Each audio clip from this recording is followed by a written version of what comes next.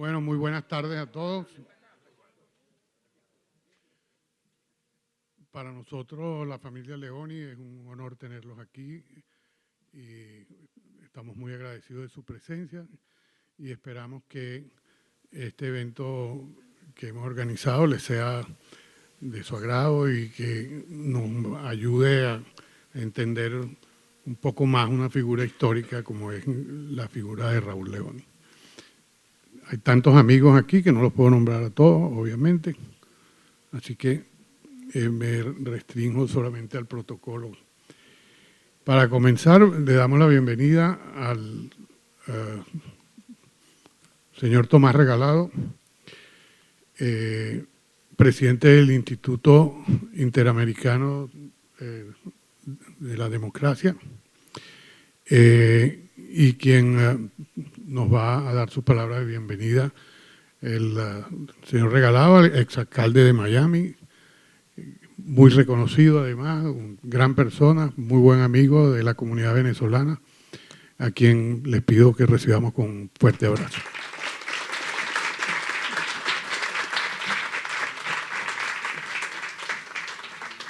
Muchas gracias, Raúl, y muy buenas tardes para todos ustedes.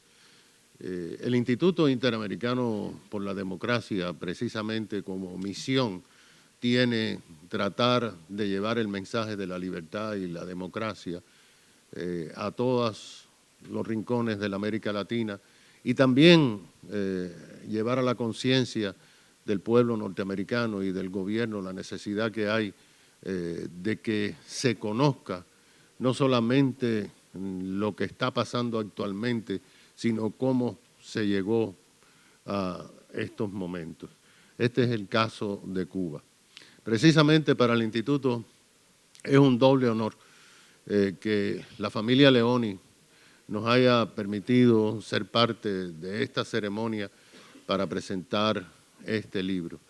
Por supuesto que el agradecimiento a Marcel Felipe, presidente de la Junta de Directores del Museo Americano de la Diáspora Cubana, o como le llaman, el Museo Cubano, porque justamente en la planta baja de este museo hay una exposición que está en preparación en sus etapas finales sobre los más de 63 años de tragedia del pueblo de Cuba.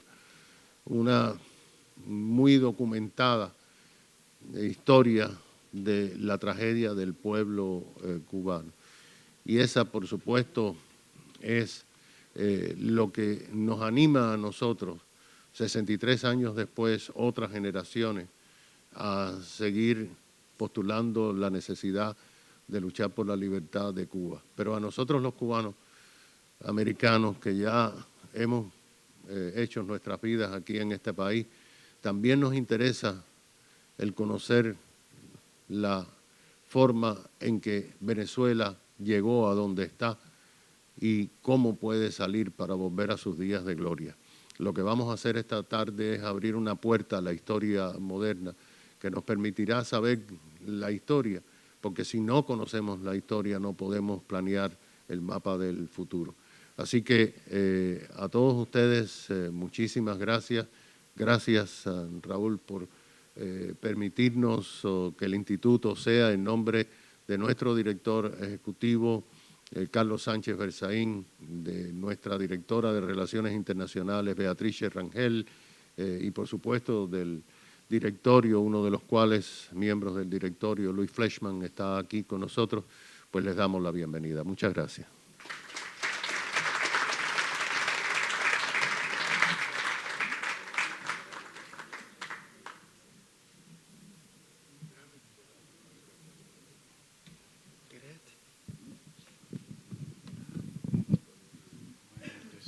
Bueno, ahora vamos a proyectarles un documental breve.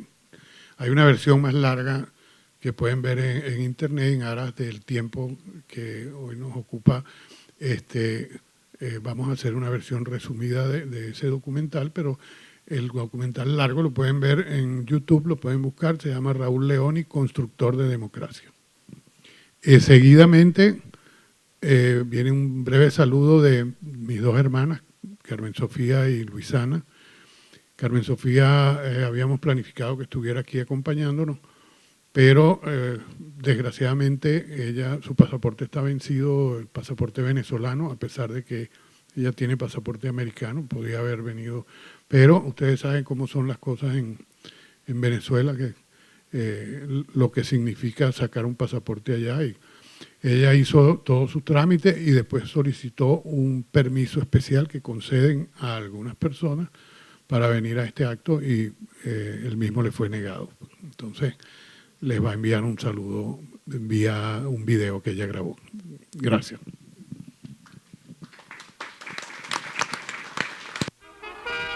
Desde el Palacio, el doctor Raúl Leoni dirigió su último mensaje de Año Nuevo como presidente de la República. Está ya terminando mi mandato constitucional y este es el último saludo de Año Nuevo que, como presidente de la República, dirijo a mis compatriotas. Cuando acepté esta tremenda responsabilidad, ofrecí que actuaría como presidente de la concordia y del entendimiento nacional. Creo que he cumplido. Raúl Leoni, sereno y eficiente. Raúl Leoni Otero nace en El Manteco, Estado Bolívar, el 26 de abril de 1905. Es el tercero de los 5 hijos nacidos en el hogar del inmigrante francés Clemente Leoni y la criolla Carmen Otero Fernández. La vida familiar transcurre en la vecina Upata, hasta que en 1918, don Clemente decide instalarse en Caracas con el propósito de brindarle una mejor educación a sus muchachos. Una vez en la capital, el joven Leoni, de 13 años, es inscrito en el Liceo Caracas. En esta institución, su espíritu soñador es alimentado y encauzado por la figura ejemplar del maestro Rómulo Gallegos. Una huelga anunciada por los trabajadores tranviarios sirve de excusa para que Raúl Leoni revele tempranamente su vocación política, pero también para que a los 16 años se estrene en los calabozos de la Rotunda.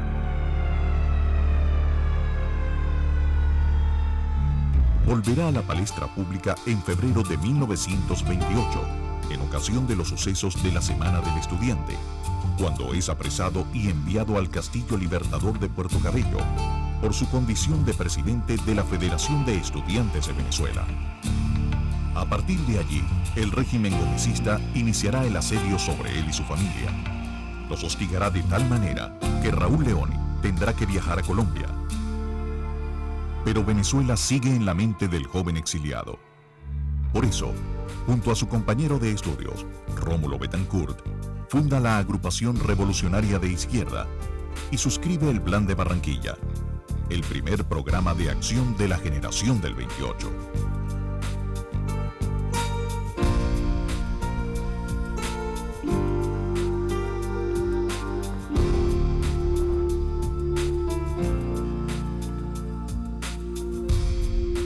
Ocho años deberá esperar Leoni para regresar a la patria. La muerte de Gómez crea un ambiente de tolerancia política. Sin embargo, en 1937, el gobierno de López Contreras emite un decreto de expulsión de 47 dirigentes de las izquierdas. Raúl Leoni es uno de ellos. Este nuevo destierro lo aprovechará para concluir en Bogotá sus estudios de Derecho. Luego, vuelve al país. Junto a otros compañeros políticos, funda el Partido Acción Democrática en 1941, partido al que permanecerá unido durante toda su vida. La nueva organización le permite recorrer todo el país y perfeccionar sus dotes para el encuentro personal y el trabajo en equipo.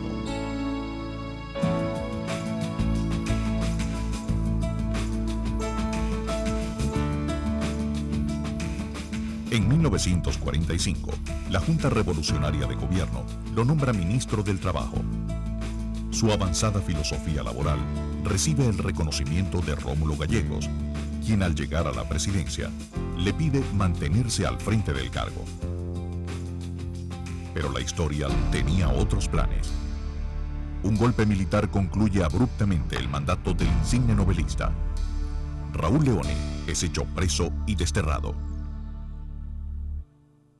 La amargura del nuevo exilio se hace más llevadera gracias a Carmen América Fernández, su amada Menca, con quien contrae matrimonio en Washington. La pareja se ve forzada a continuos desplazamientos. Costa Rica, Bolivia y Perú son 3 de los destinos. Un pesado peregrinar que se aligera con la llegada de 4 de sus 5 hijos, ya que el quinto nacerá en Venezuela. El júbilo popular del 23 de enero de 1958 anuncia un nuevo tiempo. Rómulo Betancourt, candidato de Acción Democrática, obtiene la presidencia de la República, mientras que Leoni es electo senador y escogido para encabezar el Congreso Nacional. Luego de dirigir con acierto la discusión y aprobación de una nueva Constitución Nacional en 1961, fija su mirada en la sucesión presidencial. Los movimientos sindicales reconocen en su persona a un aliado incondicional de los trabajadores.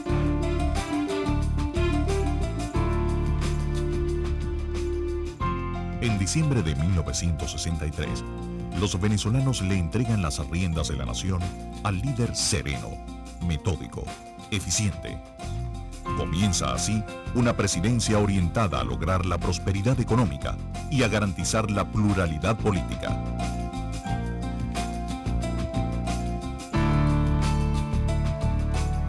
Son muchas las obras que hablan en defensa de su quinquenio presidencial.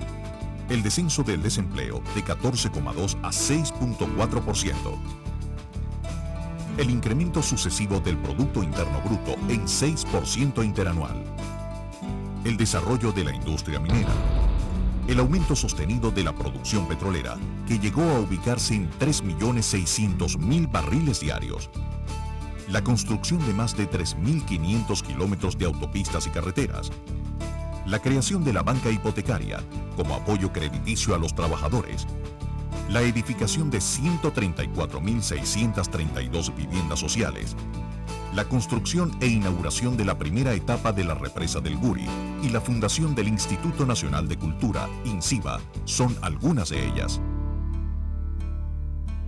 El presidente Leoni será recordado en nuestra historia por el incuestionable peso moral de su ejemplar vida familiar. Un líder que fomentó las preocupaciones sociales de su esposa, la admirada doña Menca. Con ello nos demostró cuán sabio y útil es el poder cuando se ejerce en pareja. Al amanecer del 5 de julio de 1972, el incansable luchador fallece en Nueva York a los 67 años de edad.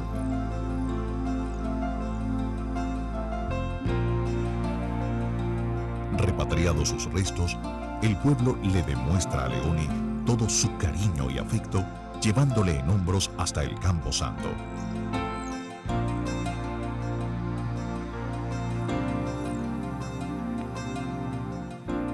En silencio, discretamente, el líder sereno y eficiente abandona así la escena nacional. Sin embargo, su centenaria figura vuelve a nosotros en obras y pensamientos que nos lo recuerdan como un legítimo demócrata. Un hijo preocupado por la salud de su patria. Esa patria que siempre lo evocará como el presidente bueno.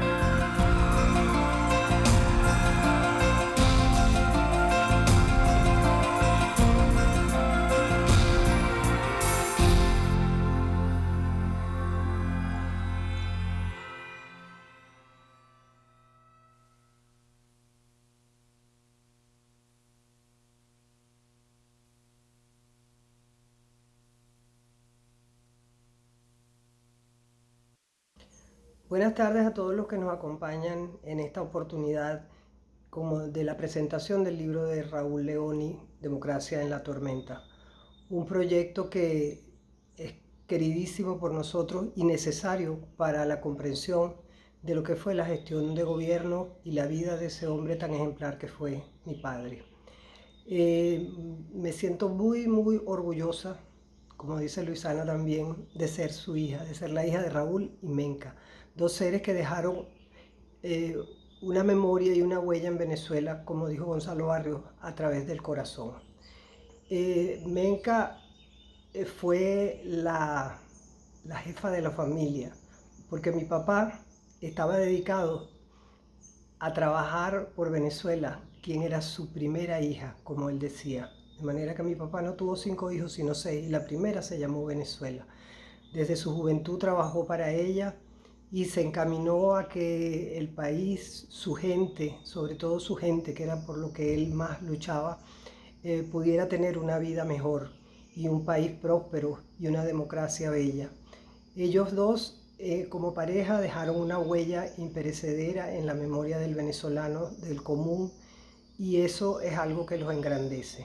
Yo me siento feliz de esta oportunidad de dirigirme a ustedes en estas breves palabras, deseando que puedan encontrar en ese libro y en los testimonios que hoy están recibiendo una luz de esperanza de que podemos ser mejores, de que podemos tener un bello país y que esta pareja de verdad hizo buena historia.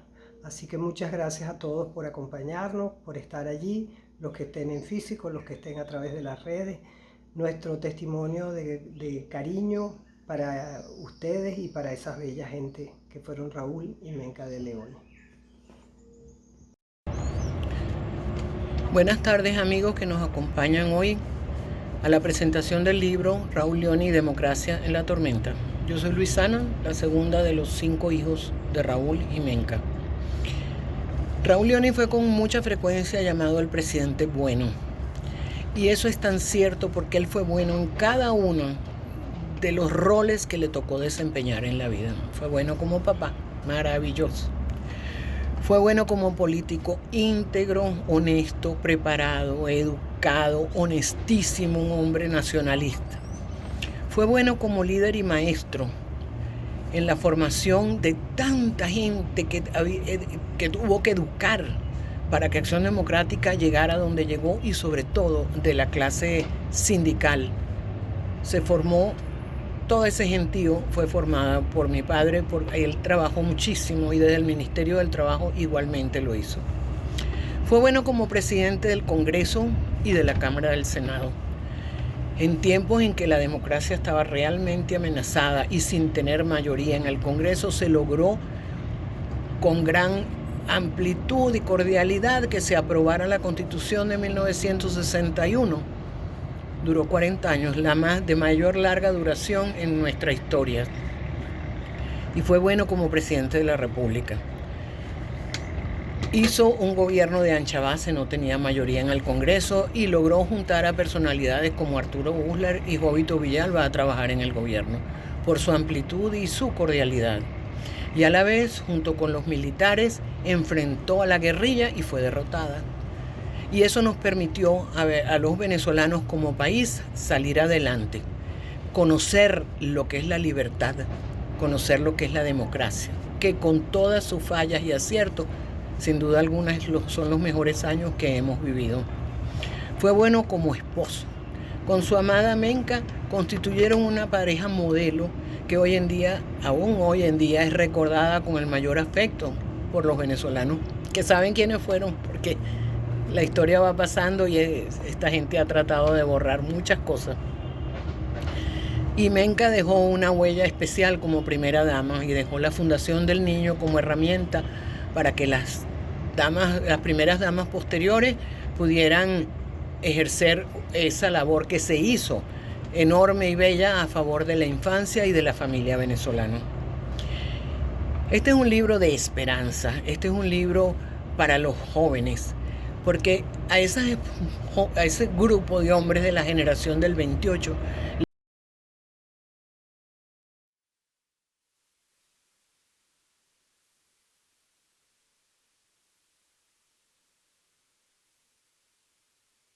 No, disculpan el corte, pero el video era un poco largo y mi hermana no se dio cuenta. Y entonces, cuando lo fue a pasar por acá, se le quedaron las últimas frases en el tintero, pero lo que ella quiso decir que esta es un libro que va muy dirigido a la juventud, para que la juventud sepa que cuando las cosas se hacen con amor a la patria, con honestidad y con dedicación, los países pueden progresar dentro de un sistema democrático. Y difícilmente logran ese desarrollo en otro tipo de sistemas, ya lo hemos vivido bastante los que aquí estamos presentes. Bueno, a continuación invito a los panelistas a que nos acompañen aquí a subir aquí a la silla. Luis, por favor. Lo más importante es primero. En el orden que quieran.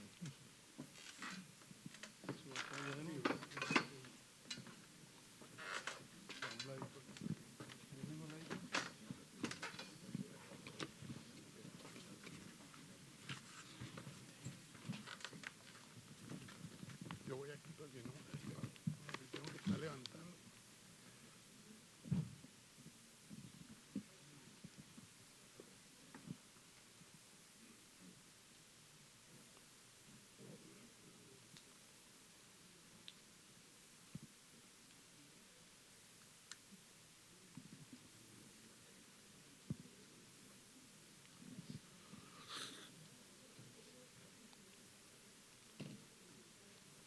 Bueno, a continuación vamos a tener la presentación del libro a cargo del doctor Asdrúbal Aguiar. El doctor Aguiar es abogado y doctor en Derecho, catedrático, profesor titular de la Universidad Católica Andrés Bello y de distintas universidades extranjeras. Es miembro de la Real Academia Hispanoamericana de Ciencias y Artes y Letras de España y de la Academia Internacional de Derecho Comparado de La Haya. Es autor de 43 libros, 17 opúsculos, debiendo citarse como los más recientes: El viaje moderno llega a su final, El quiebre epocal y la conciencia de nación, y Renovar la civilización, temas para la posmodernidad. Recibió el Gran Premio Chapultepec en el 2009 por su defensa de la democracia y la libertad de prensa en América. Fue juez de la Corte Interamericana de Derechos Humanos, gobernador de Caracas, ministro de la Secretaría de la Presidencia y de Relaciones Interiores, así como encargado de la Presidencia de la República en 1998. Luego de haber presidido en París el Comité Ejecutivo de la Unión Latina, actualmente es coordinador del grupo IDEA, Iniciativa Democrática de España y las Américas, integrado por los ex jefes de Estado y de gobierno iberoamericanos. Es consejero editorial del diario Las Américas y regenta la cátedra sobre democracia y Estado de Derecho del Miami-Dade College. Le pido para él un buen recibimiento y no deja, dentro de este amplio currículum, no deja de ser quizás lo más importante, ser mi amigo.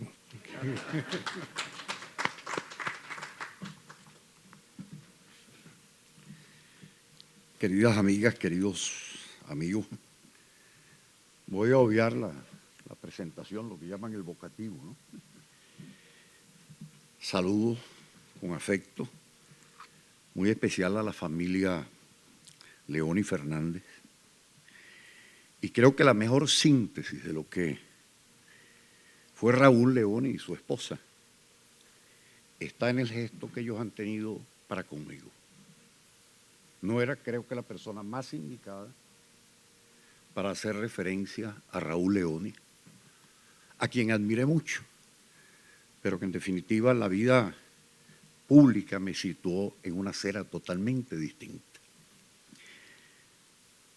Mariela me reclama siempre, mi esposa que está aquí, el que prefiere que yo improvise,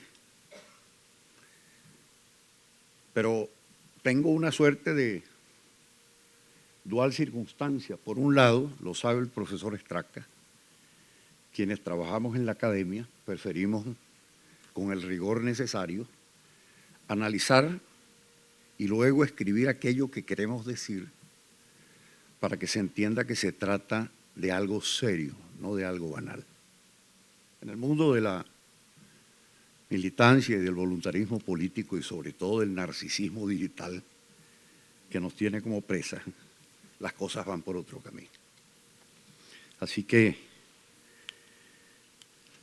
hace casi 60 años,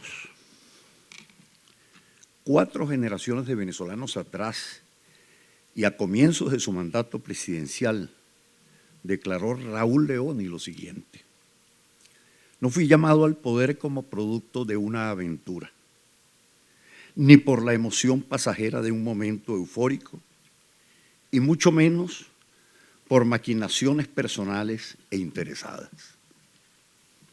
Me resulta de imposible no extrapolar su enseñanza al tiempo nuestro, secuestrado por aventureros, por emociones y enconos que nublan el entendimiento, por un voluntarismo mediático en el que domina el narcisismo, lo he dicho, y donde ocurre una paulatina disolución de nuestros códigos morales.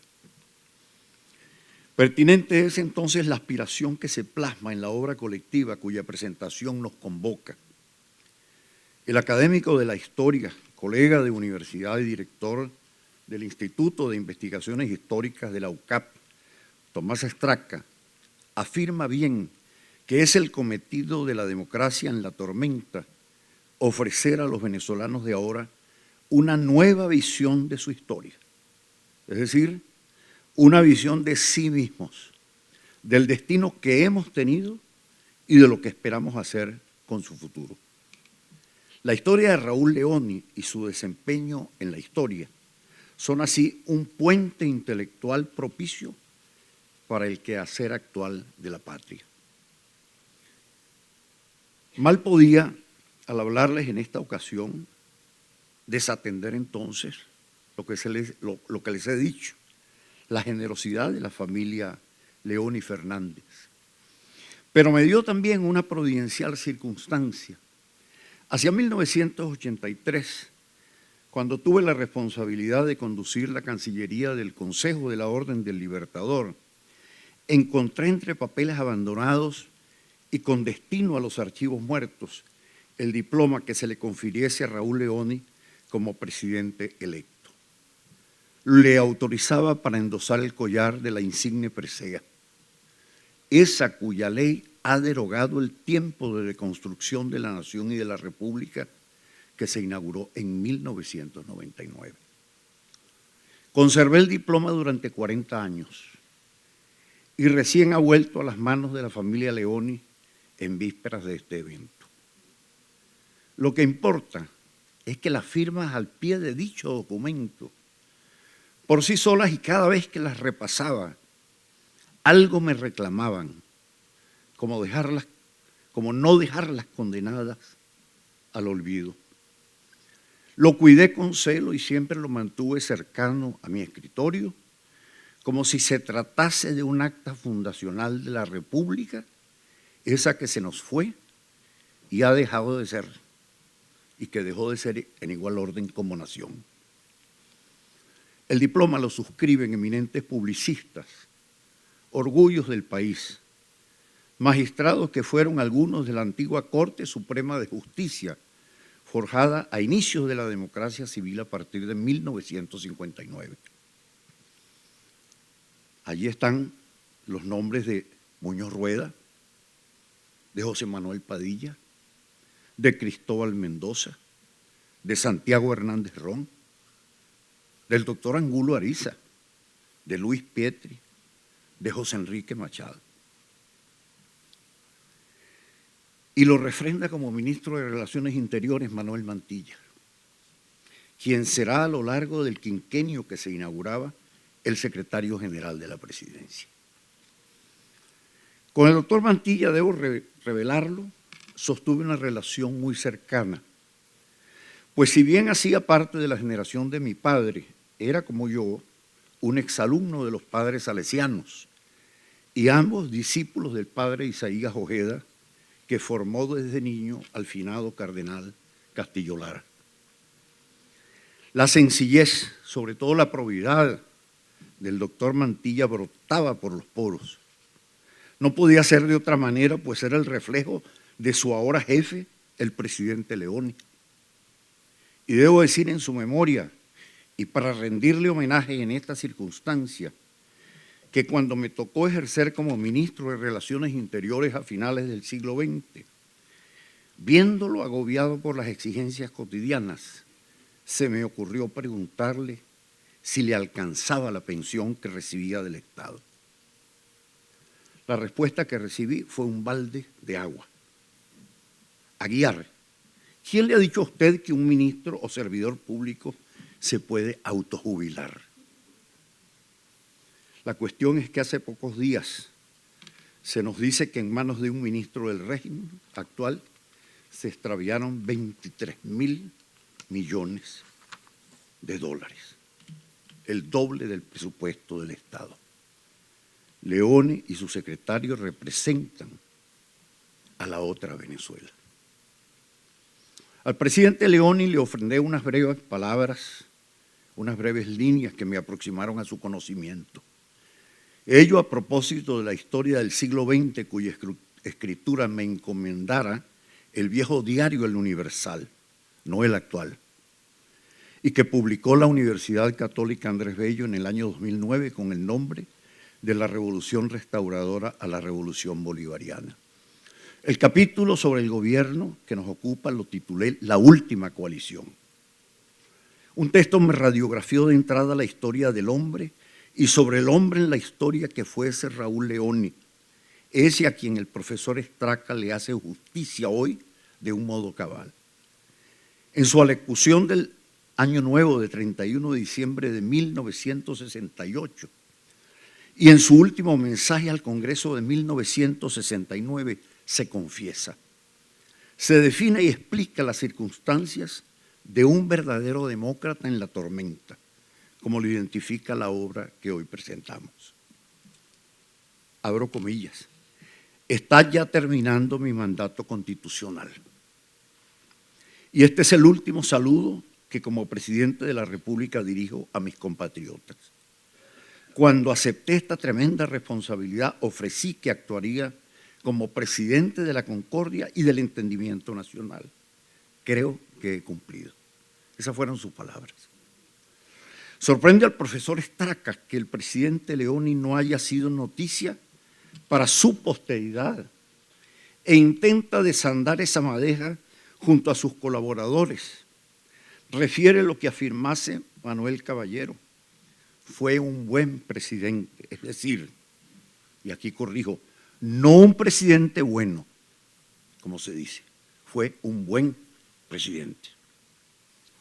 Antes que actor de la obra que lo comprometiese a lo largo de su corta vida, si la medimos con los parámetros actuales y también con los míos, decidió el presidente Leoni, el Raúl de la generación del 28 y cabeza de sus estudiantes, ser el hacedor, ser el artesano de los escenarios, el guionista oculto tras el telón.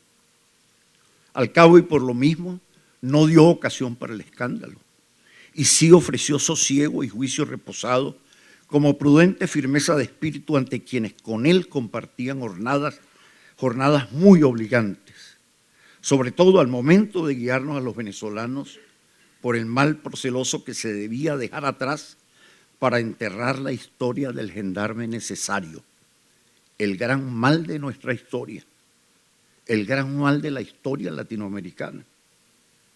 Y debo decirlo con sinceridad, un mal de estirpe bolivariana. Bien dicen los reporteros que solo hay noticia cuando el amo muerde a su perro. Y bien que lo sabía este hijo de la población del Manteco, de origen corso, al paso masón grado 33 y en su prolegómeno un marxista que luego se convierte.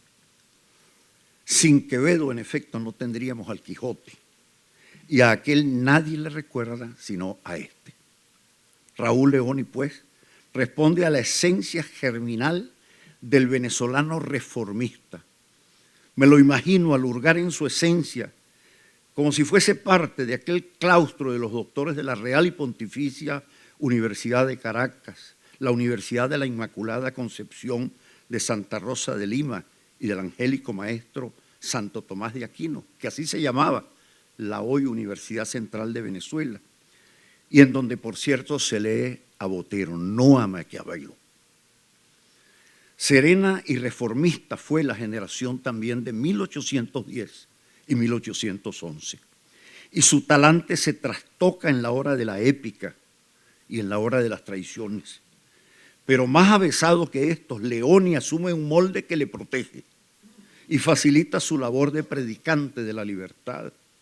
Se hace el Juan Bimba, encarna a Juan Bimba, comillas, para recitar palabras de él.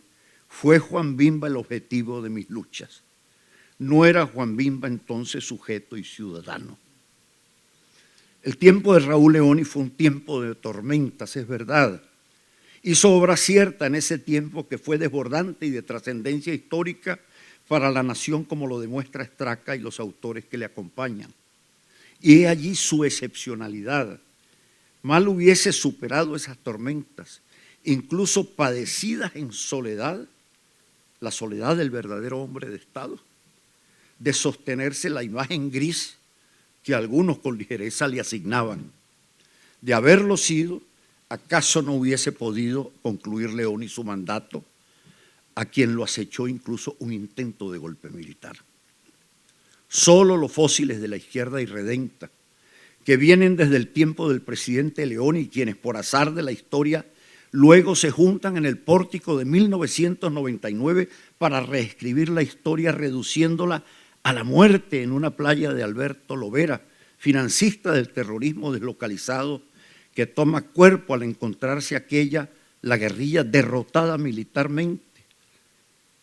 Son ellos los que hablan hoy de violaciones de derechos humanos en el periodo de 1964 a 1969. Pero omiten esos adversarios de ayer y del presente algunos datos de la experiencia, y solo mencionaré unos pocos. Son asesinados 2 agentes de la Policía Municipal cerca de la Plaza de las Tres Gracias. Se realiza un atentado contra el director general de policía, falleciendo las 2 damas que le acompañaban. El consultor jurídico del organismo policial, el doctor Seijas, es secuestrado, luego asesinado en Macaracuay. El subteniente Ángel Damaso Blanco es asesinado en Lídice por un grupo insurgente enquistado dentro de la Universidad Central. Más tarde asesinan al escolta del ministro de Relaciones Interiores, a otros 3 funcionarios policiales, al juez militar y al mayor Francisco Astudillo Suárez, hasta coronar con el intento del asesinato del jefe del Estado Mayor del Ejército, general Roberto Moreán Soto. Luego es secuestrado y asesinado el hermano del canciller de la República, Julio Iribarren Borges, presidente de los Seguros Sociales, y el ejército, en operación que realiza en el Guapo, deja sin vida al comandante guerrillero conocido como el Chema Sáer, a la sazón. Me imagino el dolor y la soledad del presidente Leoni, hijo del gobernador del estado Falcón en ejercicio, Pablo Sáer, su amigo. Es el tiempo también en el que da lugar a la fallida invasión de Fidel Castro por las playas de Machurucuto y por Chichiriviche, donde muere el teniente cubano Antonio Briones Noxtoto, aparte de que son capturados el teniente Manuel Gil Castellanos y el miliciano Pedro Cabrera Torres, ahorcado después el 4 de julio de 1967. Esa invasión la conduce un grupo de élite integrado por los comandantes Raúl Menéndez Tomasevich y Ulises Rosales del Toro, participando los venezolanos Moisés Moleiro, Eduardo Ortiz Bucarán, Américo Silva y Héctor Pérez Marcano. Esos son los hechos. Solo que ahora y a partir de 1999 se facilitó la invasión cubana y se celebró en el Palacio de Miraflores. Incluso así, el presidente Leoni no se desvió de su camino, porque era un hombre sereno y de principios, y sabía que su deber era sostener a la democracia de consensos, la del pacto de punto fijo, y lo logra. Así se diga que tal pacto, visto desde su vertiente burocrática y sin que se observe al bosque, haya concluido con el gobierno del presidente Betancourt.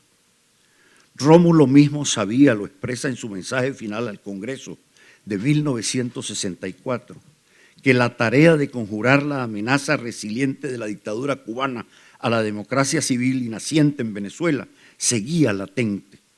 Leoni logra concertar las sanciones contra Castro en el marco del TIAR, y de allí que su memoria se nos haga realidad en el presente. Pero a la par, y aquí lo relevante, forja el mismo Leoni las bases para la pacificación en Venezuela.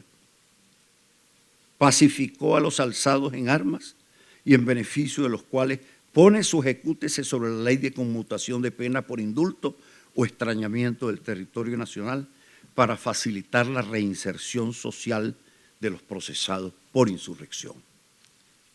Solo 250 aceptaron la medida. Es cierto también que el presidente Leoni arranca su gobierno acompañado de los suyos, pero al poco tiempo configura la ancha base, aquí se ha dicho, mientras que Copey pasa a la oposición bajo la llamada línea AA, la de autonomía de acción. Pero el espíritu de la democracia de consenso, repito, se salva y Leoni lo defiende con tosudez y empeño. Tanto es así que el movimiento del doctor Arturo Uslar-Pietri, el FND, que tiene como epígonos a quienes fuesen ministros de Justicia, Miguel Ángel Bureri Rivas y Ramón Escobar Salón, por regresivo y enemigo del espíritu de Punto Fijo, decidió abandonar la coalición. El maestro Villalba, a su vez, quien permanece con URD casi hasta finales de gobierno, hubo de deslastrarse. Por esa misma razón, Leoni necesitaba salvar la democracia de consenso, y para permanecer en el gobierno URD hubo de deslastrarse de las figuras de Luis Michelena y de José Vicente Rangel. Son paradojas de la política. El que unos y otros 30 años más tarde llenasen los espacios de la experiencia democrática cuando declina a finales del siglo XX. Mucho se dice también sobre el rol emblemático del presidente Leoni durante el tiempo que se inaugura a partir de 1999, pues su nombre le es retirado a la represa del Guri, que construyó para llevarle agua y electricidad a un pueblo que hasta 1959 vivía preso dentro de una república de letrinas. Ahí están los informes del 18 de octubre del 55 del general Marcos Pérez Jiménez. Venezuela era una república de letrinas. Fue sustituido por el nombre de Simón Bolívar, y no se trataba de reivindicar la memoria del padre de la patria, lo que hubiese sido válido, sino de realzar con este acto vil el credo de las espadas que amagó la obra luminosa de nuestros padres fundadores civiles, los de 1810 y los de 1811. Volvía y se actualizaba el mensaje. Se nos hace saber, ayer como ahora, que la libertad es obra de los cuarteles, del arrebato de los violentos, no de las luces ni de la juiciosa razón civil y ciudadana representada en Leoni. No me corresponde ni lo pretendo, ya que el tiempo no lo permite, hacer una síntesis de los contenidos de esta monumental y justiciera obra que nos ha convocado. Los dos volúmenes y la densidad, como la seriedad de los trabajos que forman los contenidos de la obra, dirigidos por el profesor Straca y orientados por esa maravillosa mujer que es ejemplo de tenacidad y disciplina, me refiero a Virginia Betancourt, tanto como observados por el conocimiento de Carmen Sofía Leoni, reclaman de una lectoría responsable, detenida por quienes somos dolientes de la patria y hoy en diáspora. Pues patria, lo decía San, es saber ser libres como debemos serlo. He repasado algunos ensayos, los del profesor Straca, el de Diego Bautista Urbaneja, quien con escalpelo a mano disecciona el personaje y su historia, y he leído y releído el acucioso trabajo de la profesora Elsa Cardoso. Desbordan por su excelencia, pero me han bastado para fijar mi mirada sobre los hitos que trasvasan al tiempo y que tocan de manera directa a la identidad de nuestra gente. Y sobre ellos me detengo en unos minutos para concluir. Uno de esos hitos es el de la libertad, y el otro el de nuestra autonomía como nación, que no son autonomía y libertad germinales y cardinales desde la hora inaugural sobre el territorio que nos legó España y que es, por cierto, el siguiente hito, el tema territorial. Ellos revelan que el presidente Leoni sigue allí como sereno guardián desde el plano de las ideas para la Venezuela actual. Leoni supera uno de sus mayores momentos de tensión en su intimidad personal, lo señala Urbaneja, al asumir el costo de la tercera división de su partido que lo lleva a la derrota electoral. Detrás de la candidatura de su hermanito, lo llamaba así, Luis Beltrán Prieto, estaban quienes bregaban para modificar la línea consensualista adoptada por el Pacto de Punto Fijo. Optó Leoni por salvar a la democracia profunda y asegurar la alternabilidad, que le dará vida a nuestra democracia y le dará su mayor solidez, tanto que entregó el poder a la oposición. Vio a Venezuela, no pensó Leoni en su propia tienda, esa que había construido, pues la hizo justamente no para volver la finalidad de sus luchas, sino medio para alcanzar un sueño, las ideas de libertad que le animasen a partir del Pacto de Barranquilla en plena dictadura de Juan Vicente Gómez. No me refiero a la obra material de Leoni, pues ha sido mencionada en la película. Pero debo señalar que crea el INCIBA, el Premio Nacional de Novela Rómulo Gallego, cuya primera edición la recibe Mario Vargas Llosa. Fundó la Universidad de Caracas, la llamada luego Universidad Simón Bolívar, en la que a la sazón, bajo la dirección de dos entrañables amigos suyos, Eddie Morales Crespo, su ministro de Hacienda, y Gonzalo García Bustillos, el internacionalista social cristiano a quien le encomienda Leoni negociar con los guyaneses la cuestión Esequiba, bajo la dirección de ellos, de organizar el Instituto de Altos Estudios de América Latina. Sucedía yo, por cierto, en aquel momento a Eduardo Mayobre, coordinador del antiguo Instituto de Integración, cuya pérdida han lamentado con sobradas razones el profesor Estraca y los autores de la obra. La defensa de la autonomía nacional sin estridencia la muestra Leoni en tres momentos. Uno, al promover la política de sustitución de importaciones y forjar, acompañado por los presidentes Carlos Llera Restrepo de Colombia, Eduardo Frei de Chile, el primer esfuerzo real de integración latinoamericana, el de la ALAL, y sentó las bases con la Declaración de Bogotá del Pacto Andino, instituciones que destruyó la Revolución Bolivariana. Emplazó con firmeza a Estados Unidos en el seno de la OEA, luego de la invasión a República Dominicana, y a despecho de este, auspiciando la descolonización y la independencia de la República Cooperativa de Guyana, también alcanza Leoni la firma del Acuerdo de Ginebra de 1966. Ese acuerdo que es la base que nos permite hoy reivindicar nuestros títulos históricos ante la Corte Internacional de Justicia. Dejó Leoni así, en entredicho, al laudo arbitral de París de 1898, que nos arrebató más de 150.000 kilómetros tras una sentencia coludida entre Rusia e Inglaterra para resolver sus diferencias en el Asia Central a costa de Venezuela y de los venezolanos. El asunto, venido desde atrás y replanteado por Rómulo Betancourt en 1962, lo asume Leoni como propio y con entusiasmo. Por tratarse de un hecho que concitara la sensibilidad desde las aulas universitarias de quien fue su maestro Lorenzo Herrera Mendoza, decía Leoni, desde el momento mismo de nuestro nacimiento como Estado, protestamos contra los intentos ingleses de apoderarse de territorios nuestros situados al oeste del río Esequibo. Eso lo recuerda ante el Congreso en su primer mensaje como presidente, pero no le bastó. Entendía la importancia de amalgamar el ánimo nacional y el compromiso de todos los venezolanos con la reclamación que hoy se ha perdido. La soberanía también, y sobre todo, lo entiende Leoni, es un sentimiento y de allí la decisión del Gabinete Ejecutivo de 1964 de que todos los mapas publicados en Venezuela agregasen la señalada zona en reclamación. En uno de mis recientes libros, y ahora sí termino, sobre los primeros 300 años de nuestra andadura y que intitulo Huellas de Venezuela, de la Venezuela extraviada, se lo acabo de obsequiar al profesor Straca.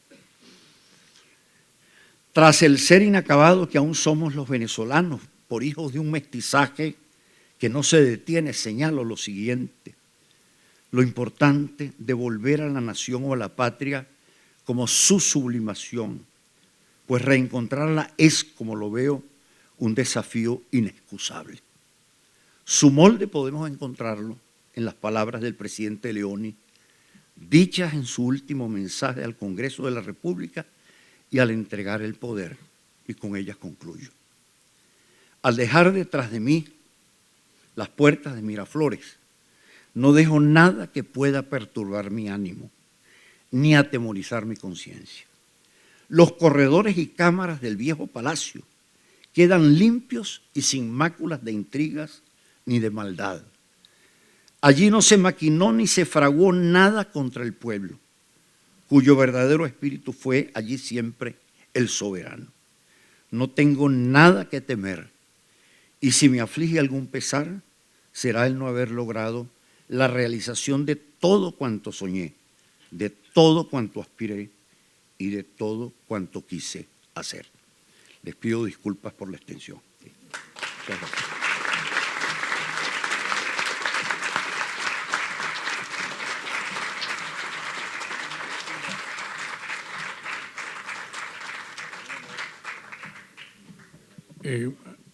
Antes de continuar, aquí adelante tienen unas sillas, de las que deseen, por favor.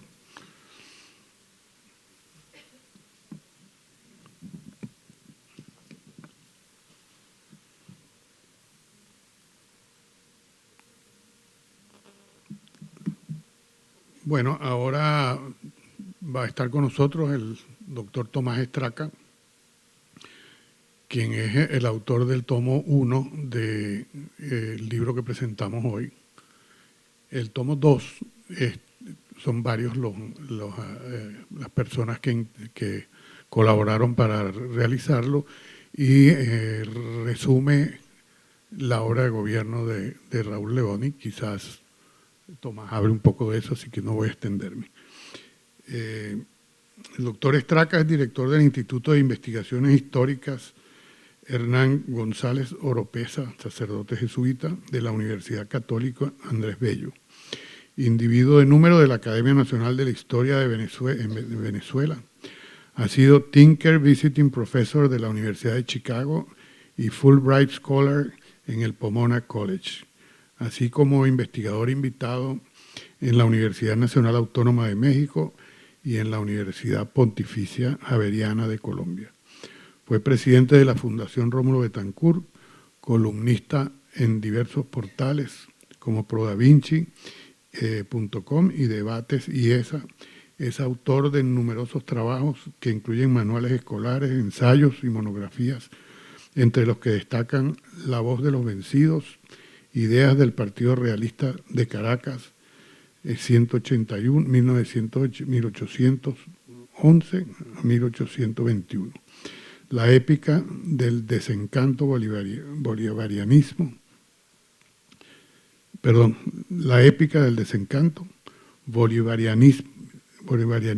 historiografía y política en Venezuela, la República fragmentada, claves para entender a Venezuela.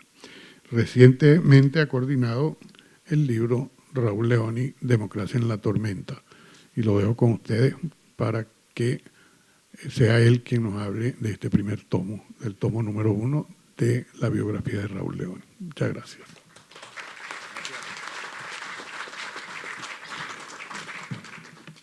Pues así, para llegar a la altura, el micrófono. Bueno, muchas gracias a la familia Leoni, al Inter-American Institute for Democracy, al Museo Cubano-Americano de la Diáspora y a todos ustedes por estar aquí en la oportunidad de hablar un poco sobre este esfuerzo de más de 5 años que echó a andar la familia Leoni junto con la Fundación Rómulo Betancourt y que el día de hoy ponemos a disposición de la sociedad venezolana, la Venezuela ampliada, la Venezuela que está allá en Venezuela, la Venezuela que está por el mundo y en este caso con ese corazón de Venezuela que está aquí en el sur de Florida también. No es mucho lo que yo debería agregar a todo lo que ya se dijo después de la sesuda interpretación que ha hecho Asdrúbal sobre el libro, que me honra mucho. Te doy las gracias, Asdrúbal, así como te dije en voz baja, lo digo ahora a voz de cuello, y de la presentación de los videos. No es demasiado lo que pueda yo agregar, sobre todo para no hacer prolijo este acto, porque dos ponentes más que siguen a lo que yo voy a decir, y nada más es hacer una breve presentación del libro, compartir algunas ideas sobre qué es lo que quisimos hacer, qué fue lo que hicimos, qué es lo que estamos ofreciéndole a ustedes, qué es lo que ustedes van a encontrar si tienen la generosidad de acercarse a las páginas del libro, y la generosidad mucho mayor, que es sobre todo lo que nos interesa, de que estas ideas, de que esta gestión, de que estas referencias sobre la democracia venezolana, sobre una forma de ser venezolano, sobre una forma de administrar a Venezuela, pase a las siguientes generaciones. Nos importa mucho esto, sobre todo el espíritu estuvo centrado en esto para los venezolanos, pero también tenemos en esta Venezuela ampliada, probablemente sus hijos, sobrinos, nietos, amigos que están haciendo la diáspora tengan también un recuerdo de su país, de aquel que sigue siendo su país, en términos, en condiciones, en referencias bastante distintas de las que usualmente oímos en los medios de comunicación, oímos en las redes en los últimos tiempos. Este es un trabajo, entonces, que tiene como eje, si hay que caracterizarlo de alguna manera, el rescate de la memoria democrática. Es un esfuerzo, digo aquí, que agrego acá al lado, de forma ad hoc, un esfuerzo en el que tenemos que empeñarnos bastante más a todos los niveles. Ya estamos haciendo algo en la Universidad Católica Andrés Bello, en proyectos grandes sobre democracia, y estamos también trabajando en el tema del rescate de la memoria democrática en algunos aspectos tan medulares, tan esenciales y tan importantes como el que ya dijo Asdrúbal. Yo me quedé loco cuando tú dices acá que el diploma de Leoni nombrado presidente lo conseguiste como algo que iba a ir para archivo muerto, y sabemos lo que son los archivos muertos de los ministerios, es una forma de perderlo. Y así hay un montón de archivos de hombres y mujeres que construyeron aquella República Civil y Democrática, que hicieron tanto por el siglo XX, durante el siglo XX venezolano, que se están perdiendo. Se han muerto, se están muriendo, ya básicamente el line-up de la gestión de Leoni y de las gestiones posteriores, y hasta refiriéndose a este mundo. Los hijos, muchos están fuera del país, otros están en Venezuela, pero bueno, no tienen que hacer con esos documentos y se nos están perdiendo. Entonces estamos trabajando en esto del rescate de la memoria democrática. Y aquí lo hemos hecho en el libro, en un proyecto que se echó unos 5 años. Esto fue mucho más grande, mucho más largo de todo lo que nosotros nos hubiésemos imaginado, porque este libro, estos 2 tomos que ustedes ven allá afuera, es el resultado, pues uno de los resultados de muchas otras cosas que hubo que hacer antes y que también vienen acompañadas como parte del legado, como parte del aporte del libro, y de otras cosas que han comenzado a salir después, unas aguas arriba, otras aguas abajo. Aguas arriba, sistematización, digitalización del archivo Leoni, que va a estar muy prontamente al alcance de todos. Se está trabajando en esto. La familia Leoni tenía un archivo, no es un archivo tan grande como tal vez se hubiese esperado o hubiésemos querido todos, pero un archivo bastante más grande de lo que nos imaginamos en primer momento. Organizar aquello, hacer los índices de esto, digitalizar los documentos, fue un trabajo importante y es algo que va a quedar, porque este libro es nada más, aunque lo ven de 2 tomos, si lo ven tan grande, lo ven tan gordo, es solamente una abreboca de todo lo que se puede hacer. Cada página, cada tema, cada capítulo del libro es tan solo un adelanto de un universo de cosas que en gran medida fue completamente desconocido. Ya voy a hablar un poco también de esto. Está el tema de la investigación. Reunido el archivo, cotejado esto con otros archivos, es comenzar a investigar.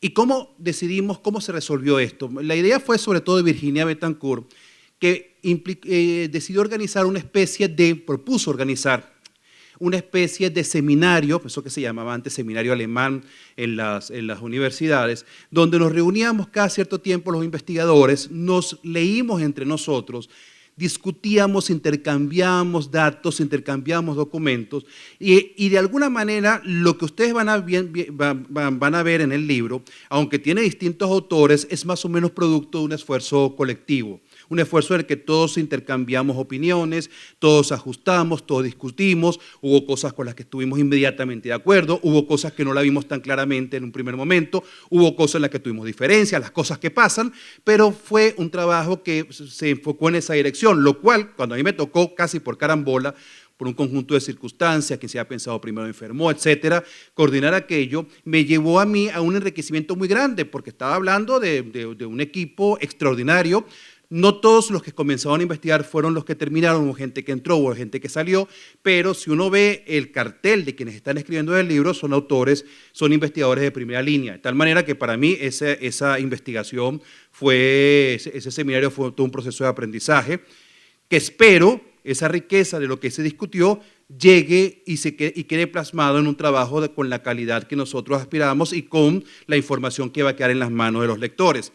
El libro ya ha producido una tesis. Nuestra asistente de investigación, la que nos ayudó con la digitalización y ordenación del archivo, hizo una tesis de maestría sobre Leoni, con lo cual es otro producto hermano de este libro y del cual también están saliendo publicadas algunas cosas. Y por supuesto la de divulgación.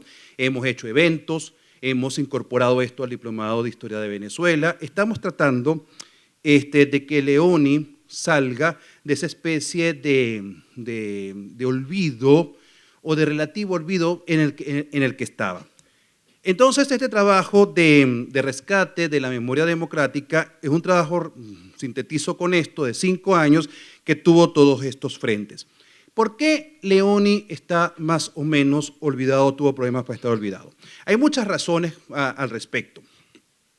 La primera, una cosa de carácter personal. Leoni pasó su vida diciendo que una buena gestión no tiene por qué hacer demasiada propaganda.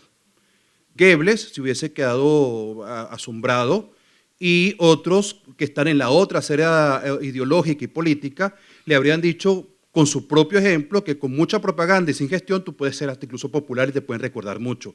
Pero Leoni pensaba que la administración era otra cosa. Entonces, a diferencia de algo que vemos que es muy común en Venezuela, en América Latina, en muchas partes del mundo, que tú inauguras una placita o acomodaste una plaza muy pequeña y pones un rostro del alcalde más grande que la plaza misma, Leoni fue un hombre que fue inaugurando todo lo que inauguró, inauguraba, hablaba, pero él no decía esto es gestión de Leoni o pedía a la gente gracias, presidente de la gente, se lo decía, pero la cosa no iba por allí. Hay una cosa que es de personalidad. La segunda cosa, en el recuerdo, porque también esas cosas ocurren, esos fenómenos pasan, estar entre Caldera y Bethancourt y Caldera, hizo que la gente se fijara mucho en estas dos grandes figuras, estas dos grandes personalidades, sobre todo en el caso de Bethancourt, y a Leoni lo viesen como algo que pasó, como algo intermedio, como una especie de secundón, que es un gran error y una gran injusticia, por un hombre que fue medular en la construcción de un proyecto democrático, que fue medular en el diseño de las políticas públicas, que fue medular en la formación ideológica de lo que va a ser la acción democrática y que fue siempre un extraordinario organizador y trabajador. Sin embargo, Leoni, y tal vez por eso podía hacer buen tándem con Bethancourt, yo lo que llamo el tándem Leoni-Bethancourt, no era un hombre que tenía vocación, aquí eso ya concatena con lo que hace en la gestión de gobierno con la propaganda, no tenía vocación para la marquesina, sino tenía vocación para la trastienda, para estar detrás del escenario. Eso no le gustaba ni le interesaba demasiado. Entonces, eso también generó algún tipo, ¿cómo se llama?, ayudó de alguna forma a que lo desdibujaran, que la gente se olvidara y que algunos lo despacharan muy fácilmente, lo que es un franco error histórico y que tiene unas consecuencias muy importantes para la administración pública y para el futuro.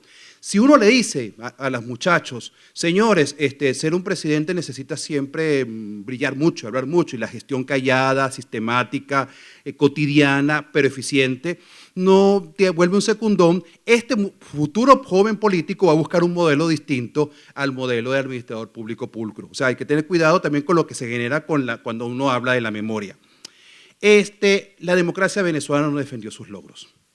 Es uno de los grandes pecados de la democracia venezolana. Tuvo varios, o sea, el colapso no vino por la nada, pero una cosa que lo que Leoni en pequeño hizo, en pequeño grande con su gobierno, en términos generales, a partir de la década de los 80, cuando comenzó a haber problemas en Venezuela, nos regodeamos mucho, siempre hubo problemas, pero cuando comenzó a haber signos de crisis en Venezuela, nos regodeamos mucho en criticar lo que estaba pasando, sin recordarnos que 10, 15, 20 años atrás esas tuberías no existían, esa carretera de la que nos quejábamos porque tenía huecos no existía, sin hablar de lo que había de bueno. O sea, la sociedad venezolana hizo con esto bastante para también ir olvidando las gestiones, y la democracia debió haber hecho un esfuerzo mayor hacia eso. Ya hay gente que está trabajando en esto, hay una cuenta en Twitter que les recomiendo que se llama Obras de la Democracia, todos los días publican una.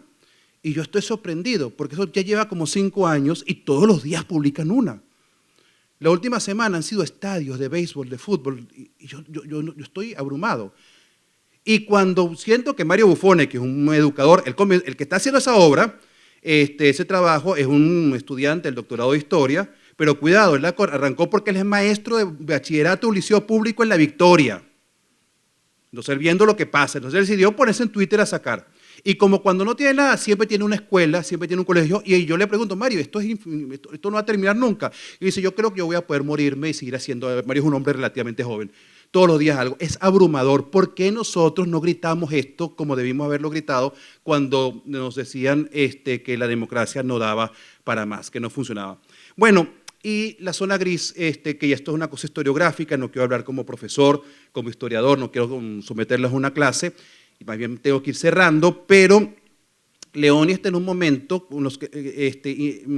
difícil, que es el momento de la contemporaneidad, de la historia muy contemporánea. Los testigos, los actores del gobierno de Leoni están murieron. Los que se acuerdan de la época de Leoni son generalmente personas que eran muchachos en aquellos años. Y la siguiente generación, nosotros mismos que éramos los investigadores, de los autores del libro, la mitad no habíamos nacido cuando el gobierno de Leoni. Leoni se muere 5 6 meses antes, 5 meses, 3 meses antes que yo naciera, es decir, los autores. Entonces, ustedes no se pueden imaginar, primero, la enorme dificultad para conseguir documentos que no están en archivos históricos, sino que están yendo lo que encontró Asdrúbal en archivos muertos. Ver los ministros, ver e identificar, eso nos costó mucho, teníamos que preguntar para darnos cuenta de la enorme dificultad que está presente en el recuerdo de una historia que es relativamente contemporánea. ¿Qué quiero decir? Si Leoni hubiera vivido en la época de Guzmán Blanco, es más fácil porque ya Ramón J. Velázquez hubiera organizado esos documentos. A nosotros nos toca hacer esto el día de hoy. O sea, nos sigue tocando. Bueno, 2 cosas y termino porque no quiero... había tomado más notas y terminó. Primero, ¿por qué es relevante este libro? Yo quería decir, bueno, ¿por qué es una democracia en la tormenta y por qué es relevante? Hay algo que nos llamó mucho la atención del gobierno de Leoni. Yo le pregunté a mi mamá, cuando Pedro Benítez le preguntó a su mamá, básicamente le preguntamos a nuestros padres, que eran los que se acordaban. Y todo el mundo hablaba de la época de Leoni como una época enormemente feliz y tranquila. Y veíamos los documentos, y veíamos la prensa, y todos los días volaban un oleoducto, mataban a un policía, todos los días asaltaban un banco, secuestraban. Estábamos hablando de la guerrilla y su tesitura. Ayer hablé con un ex profesor mío del pedagógico, y eso nos puede dar una idea de la tesitura de la guerrilla. A los 12 años, a los 12, lo incorporan a la guerrilla, y a los 12 años le piden que queme un autobús. Y él me dice el día de hoy, que ya ve aquello como un horror, Tomás, fíjate lo que es agarrar a un niño de 12 años y ponerlo a quemar un autobús. Entonces, bueno, ¿qué quiero comentar con esto?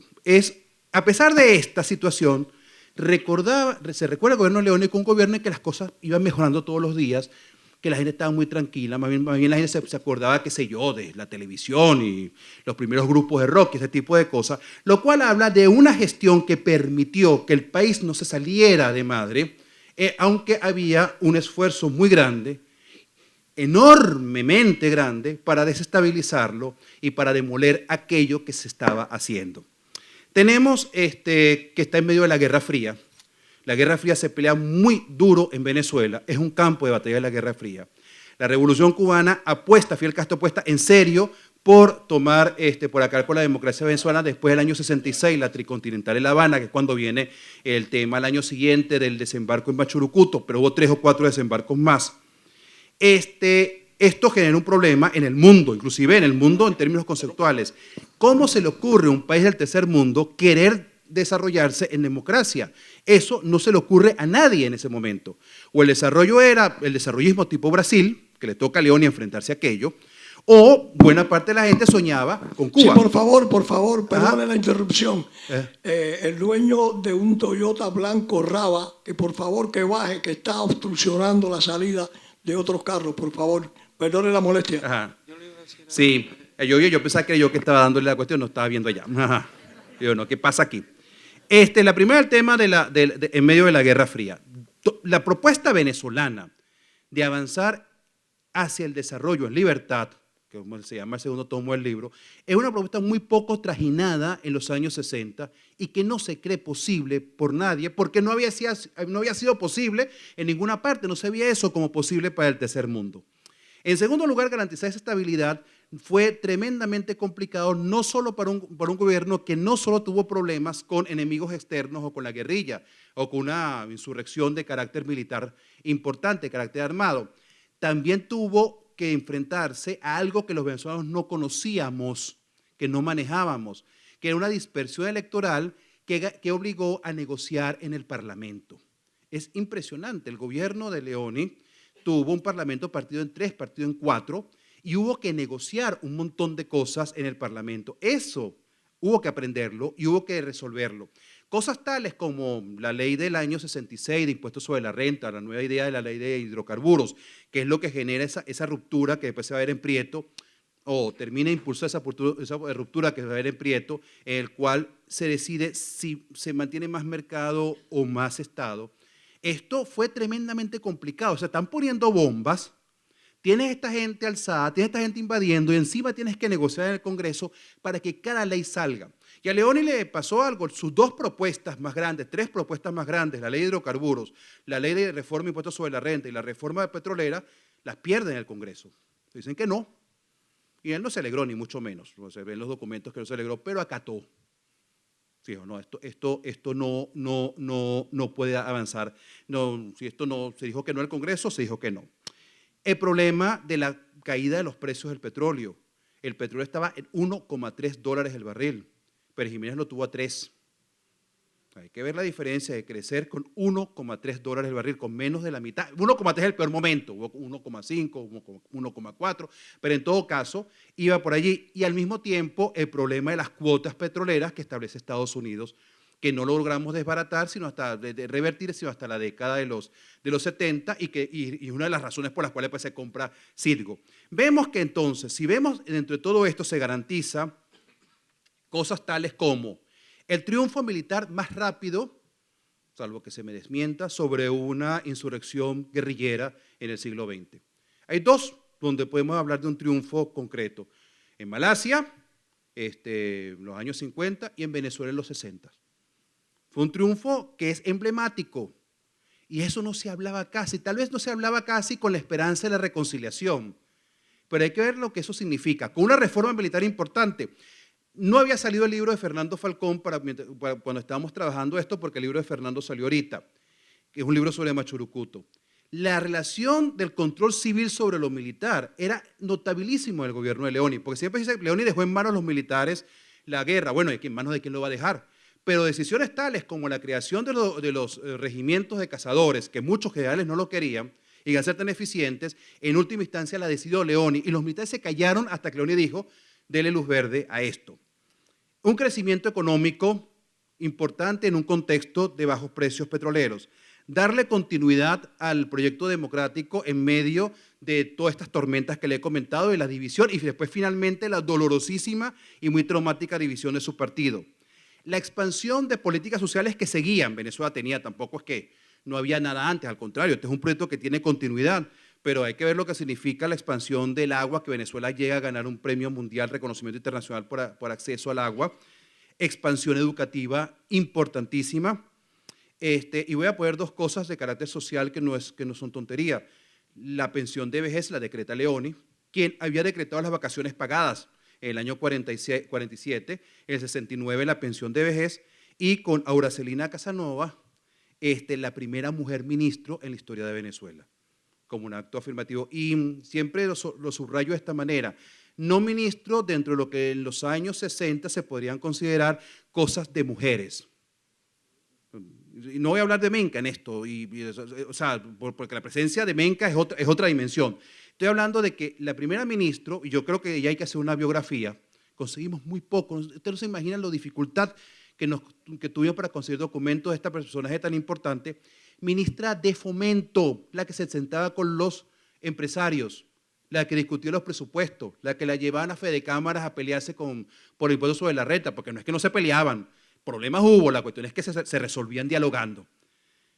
Bueno, y la continuidad en la política de desarrollo, tanto públicos como privados. El crecimiento de la inversión privada durante el gobierno de Leoni fue enorme. Lo van a ver en el libro. Decir una cifra ahora sería improvisar. Es decir, esto es un gobierno relevante, es un gobierno enormemente moderno. La Venezuela en 1964-69, si lo ponemos más, del 59 al 69, sus primeros 10 años, hasta 74, si queremos expandirlo con la primera etapa de la democracia venezolana, es una Venezuela mucho más moderna que la que vemos a nuestro alrededor el día de hoy. Una Venezuela en la que se siembran muchas cosas en las cuales yo veo la clave para el rescate, porque esto no es una cosa que se perdió completa o que se disolvió de un todo. Hubo cosas que se perdieron, pero hubo algunas cosas que quedaron sembradas. Y quedó sobre todo la referencia, quedó sobre todo el legado, quedó sobre todo la lección de que es posible una Venezuela administrada con estos criterios, una Venezuela en la que los venezolanos hacemos otro tipo de cosas y una Venezuela en la que se pueda triunfar. Termino con solamente algo, ahorita que estamos en medio de lo del Esequibo. Si alguna posibilidad tenemos para lo del Esequibo, si alguna, que esta fue para Corte de la Ya, no debimos haber llegado hasta allá, pero bueno, ya llegamos. ¿Qué se hace? Es que el año 66, la diplomacia, una diplomacia que era muy incluyente, diplomacia, por cierto, que incorporó al padre Germán González Oropesa, que es el epónimo del Instituto de la Católica, cura antiadeco Germán González Oropesa. O sea, si Leoni lo escogió, bueno, Leoni no se habrá metido, si Marco Falcón Briceño lo escogieron, e Iribarren Borges, no fue precisamente por su militancia. Una democracia que incorporó un hombre como Carracciolo Parra Pérez, excomecista, exmedinista, pero medio adecoso como viejo. Esta democracia arma aquel equipo y logra hacer que Gran Bretaña y que el gobierno colonial de Guyana reconozcan que Venezuela tiene cosas que reclamar. Decida lo que decía la Corte Interamericana, la Corte Internacional, va a tener que pasar por el principio de que Venezuela tiene algo que reclamar. O sea, que aunque sea un metro, van a tener que reconocer porque sí, porque ellos firmaron que sí, que es así. Y eso, si llegase a ser así, si no llegamos a perder completamente el Esequibo, se debe en buena medida a esta gestión. Y lo mismo pasará con muchas otras cosas que la podemos perder definitivamente y a lo mejor gracias a los sembrados entonces lo podremos recuperar. Bueno, dije que iba a hablar menos y hablé mucho más de lo que quería. Muchas gracias.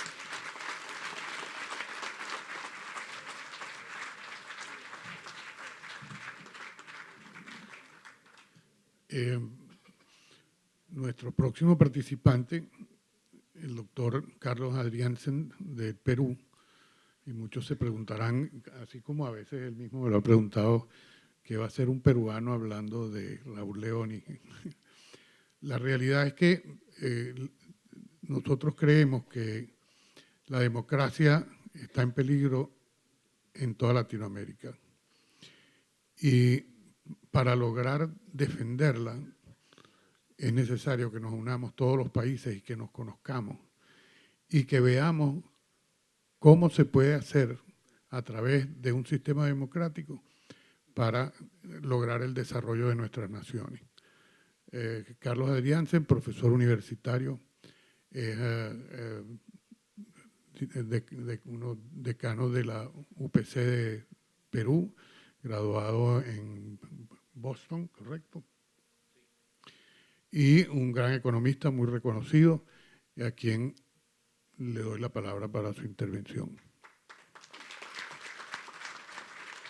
De paso, como verán, el único aquí que no es profesor universitario soy yo.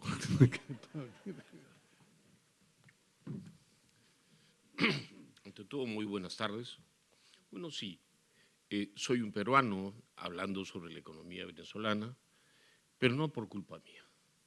En primer lugar, por la generosidad del señor Leoni, hijo, quien aceptó la propuesta de Beatrice Rangel y de otro venezolano, Rafael Casado, quien es el director de la carrera de Relaciones Internacionales de la universidad donde yo trabajo, y un amigo entrañable. Pero si tengo que hablar de Venezuela y de amigos entrañables, quiero dedicar lo poco que yo pudiera darles a ustedes de retroalimentación, de la revisión de las cifras de Venezuela, a otro venezolano, muy amigo mío, que ya está muy lejos, es Ramón Rangel. Alguno de repente lo ha conocido, al menos mi anfitrión conoció a Ramón, fuimos muy amigos, como buenos amigos, ingratos, nos vimos poco, pero en esta cadena de agradecimientos no puedo dejar de agradecer lo fácil que me la han puesto. Mis predecesores han sido brillantes. Yo casi voy a mostrarle algunos grafiquitos que pudieran ser de utilidad. Y para ello, y en aras de producir algún tipo de tortícolis en ustedes, me han pedido que maneje el PowerPoint que les he traído, que son comentarios sobre el libro del presidente o dedicado al presidente Leoni y que se llama Democracia en la tormenta, pero yo enfaticé algo que rara vez se dice, al menos algo diferente voy a poder decir sobre la memoria del presidente Leoni. Como ven, aquí está. Fue un demócrata. La palabra demócrata es una de las cosas más gastadas del mundo, pero a cualquiera que le interese la materia, Ricker, ese gran politólogo norteamericano, William Ricker, la define con precisión. La democracia no es el resultado de una elección. Un gobierno con unas elecciones diáfanas, eso que rara vez vemos en América Latina, no es un gobierno democrático, eso es un gobierno populista, muy popular, que fue elegido. La democracia puede ser plenamente graficada por la persona que hoy día recordamos. Es una elección diáfana que respeta la separación de poderes, donde el dictador que elegimos no puede hacer lo que le da la gana. Cualquier revisión de la historia de Raúl Leoni es la de un hombre tolerante, un hombre abierto y sobre todo, por encima de todo, un celoso defensor de lo que el juez Scalia diría que es la principal diferencia entre Estados Unidos y Rusia, la pobrísima y pauperizada Rusia de este tiempo que alguna gente generosamente la llama potencia.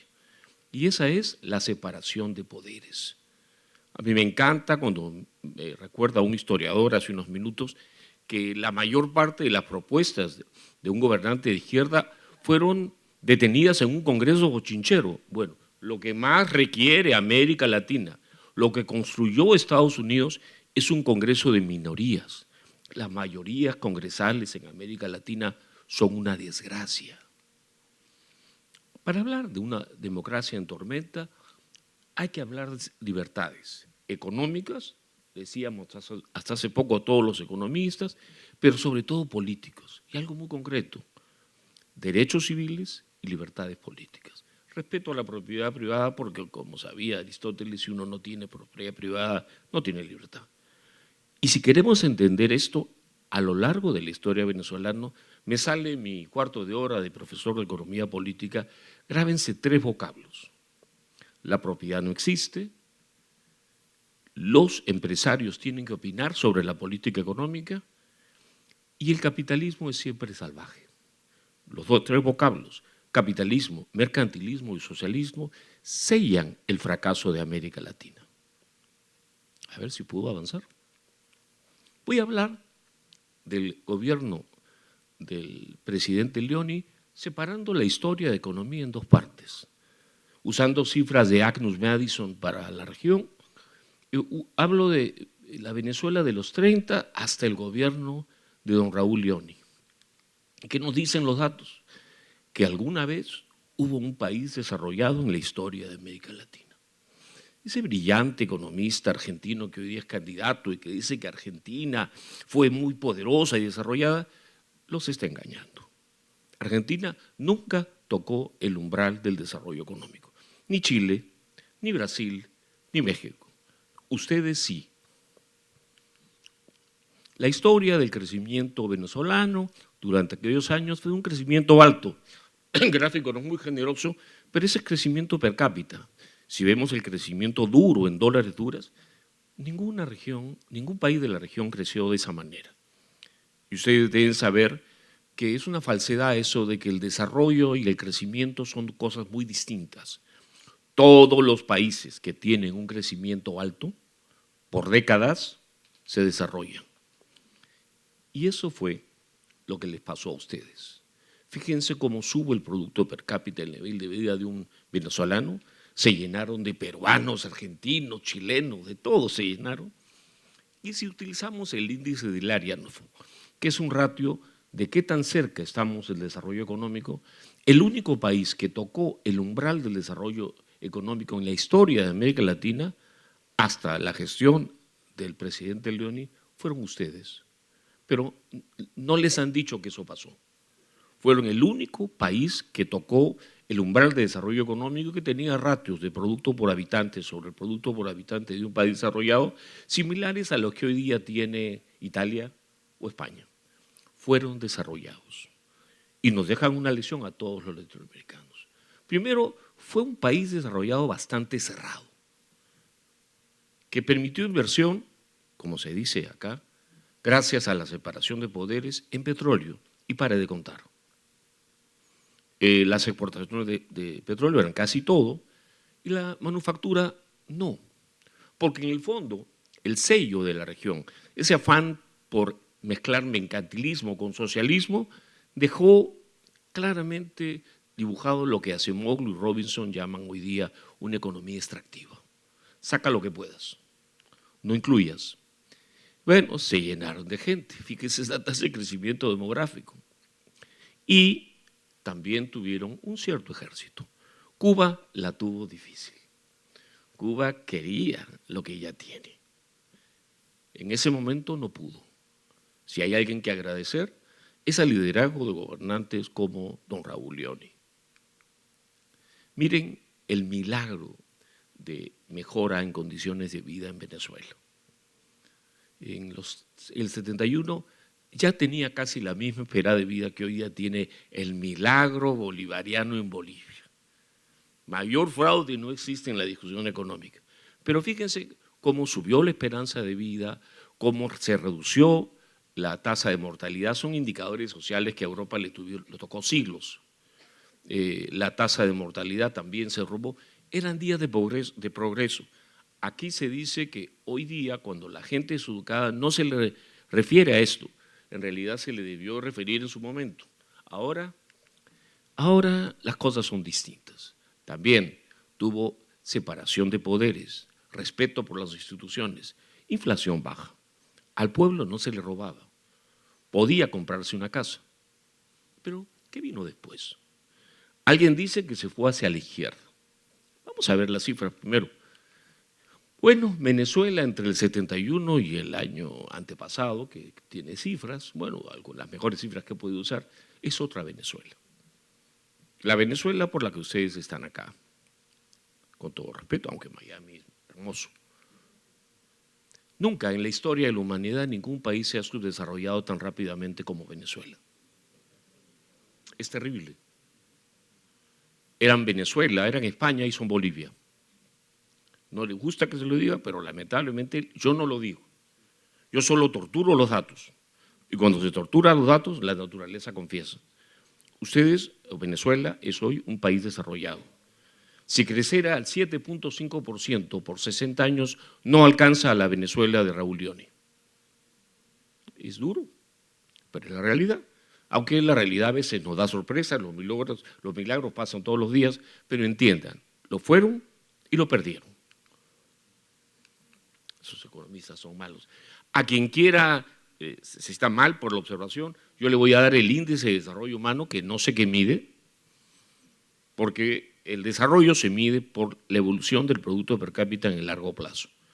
El índice de desarrollo humano se define en forma muy parecida al producto per cápita y no puede tener tamañas diferencias. De hecho, siempre me da risa recordarles que Bolivia, ese país postrado, que tiene un índice de desarrollo humano equivalente al 70% de un norteamericano, en realidad tiene un producto por persona equivalente al 5% del producto norteamericano. O sea, cuando le inventan el índice de desarrollo humano y les cuenten que América Latina es una nación con países de alto desarrollo, tengan condescendencia. Son buenas personas que quieren que nos sintamos bien. Aquí hay mucho de psicodélico y en esta época de psicodelis, fíjense cómo se nos cae Venezuela. Las últimas cifras ya ni las publican, son como Cuba. Si alguien cree que un cardenal es creyente, bueno, los que creen en las cifras de Cuba son todavía más creyentes.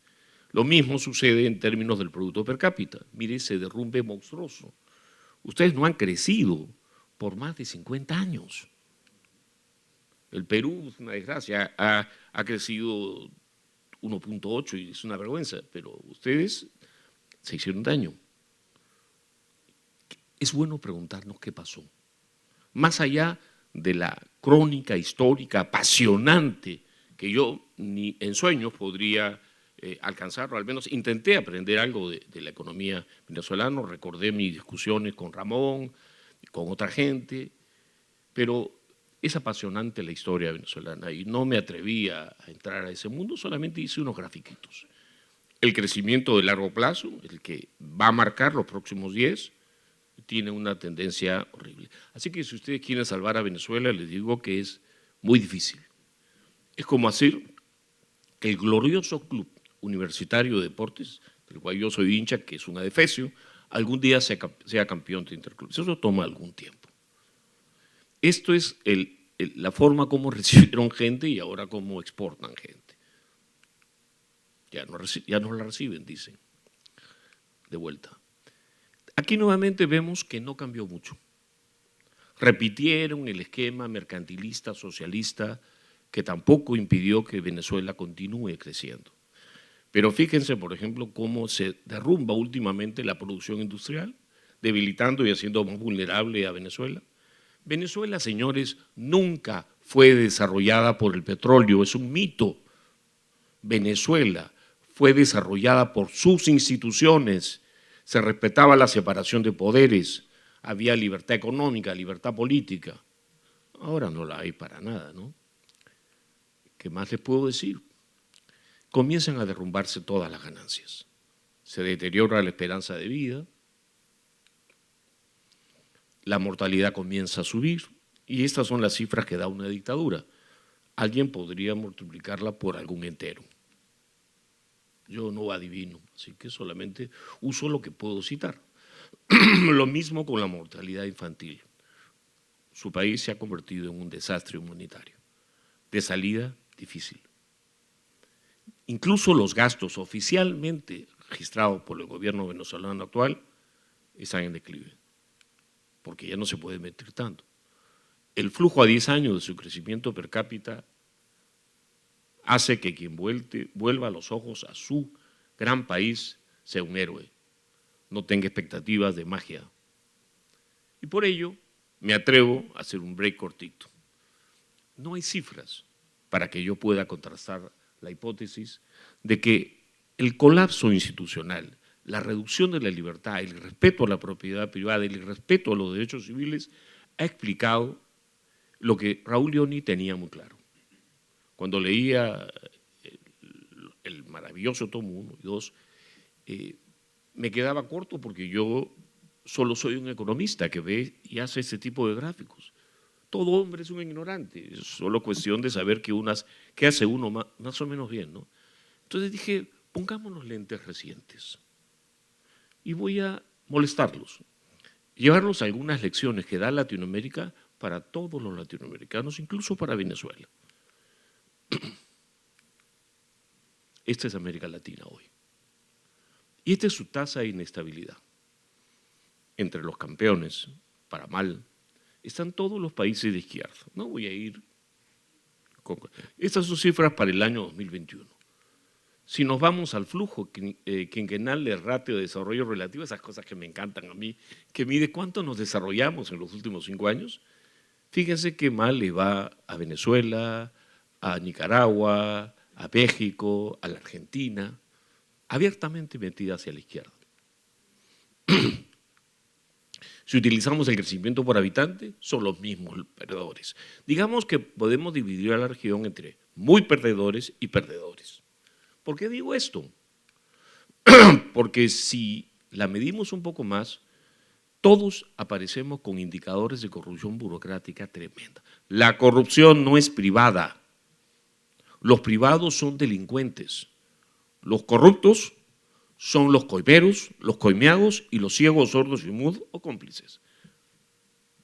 Gracias. Si yo he inaugurado la tendencia a toser en esta reunión por alergia. Es tremendamente contagiosa, así que me han dado el agua para que no siga con eso. Si uno duda de la izquierdistísima transparencia internacional, me voy al Banco Mundial, que también, y todos nos colocan como los grandes campeones de la corrupción en América Latina. Y sobre todo los países de rojito, Venezuela, Nicaragua, Argentina, Bolivia, México. También notemos que los dos índices son correlacionados para que sepamos que sí que somos una nación con alto debilitamiento, un grupo de naciones con debilitamiento institucional. También casi nadie hace negocios en la región y el índice de pobreza, un estimado heroico basado en cifras de CEPAL, muestran pues que, digamos que podría decirse, los países que retóricamente se llaman de izquierda son países que tienen una toxicidad económica. No sirve para darle mejor nivel de vida a la gente se comienza a morir más temprano. Es increíble que Bolivia tenga 10 años menos de esperanza de vida que un peruano. Y todavía Evo pontifique. Pero eso no es todo. También me puse a revisar indicadores políticos. Después de todo, en el programa en que yo trabajo tenemos una nueva carrera de ciencias políticas y por martirizar a mi director de ciencias políticas soy capaz de cualquier cosa. Lo confieso en Miami porque en Lima no lo haré. Bueno, si vemos libertades políticas, somos una región terriblemente oprimida, casi como China. Mirando los rojitos, ¿no? Que curiosamente escogí este color. Países como los más ricos de América Latina son los que tienen, digamos, una nota aprobatoria mediocre. No le digo esto al embajador de Uruguay. Las libertades civiles también están muy, muy por debajo del promedio mundial, somos una región oprimida y los derechos políticos no se respetan, fundamentalmente en los países de izquierda.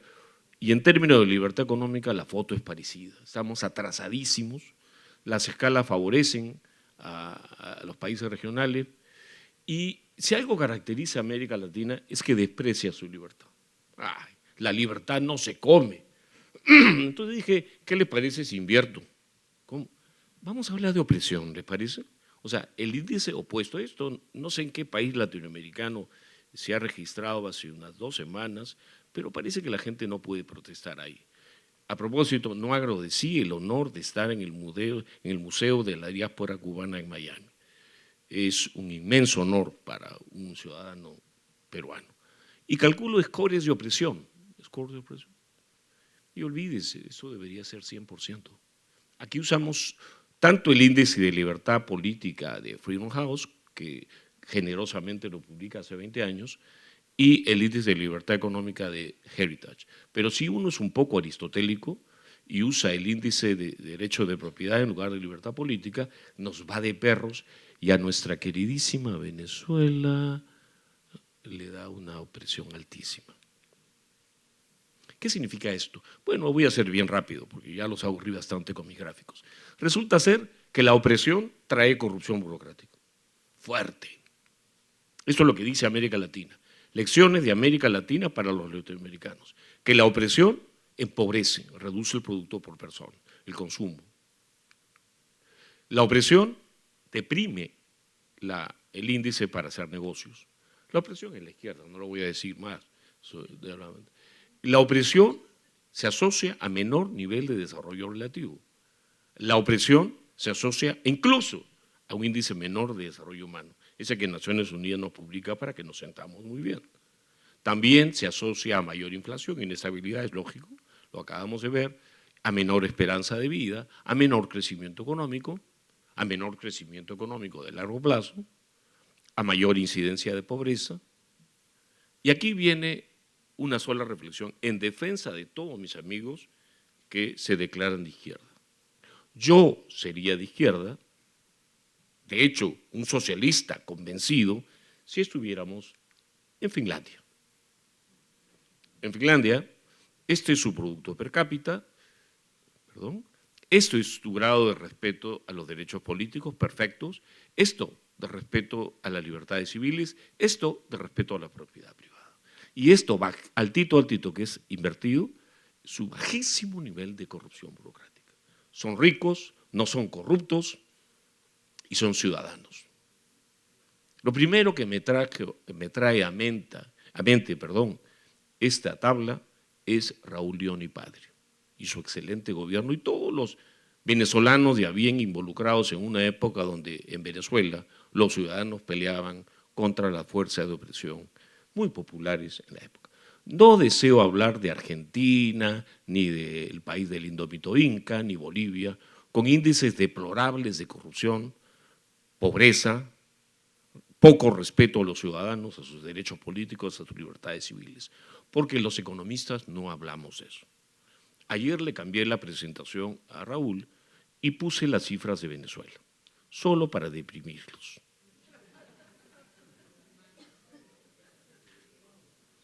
Tal vez no tenemos cifras de los años 60, de los 30, de libertad política, pero podemos usar estos lentes. Nos ha ido muy tóxico a esto. La figura de Raúl Leoni la destaco ahí, con un hombre tolerante, respetuoso, hábil y que seguramente debe estar muy orgulloso de su obra, a pesar de lo difícil que fue manejar una Venezuela que tenía muchas presiones para irse a la izquierda, muchísimas. Ni bien pasan gobernantes como él, se fueron a la izquierda. Y ya saben lo que pasó, al menos es lo que la historia muestra. Muchísimas gracias por su tiempo.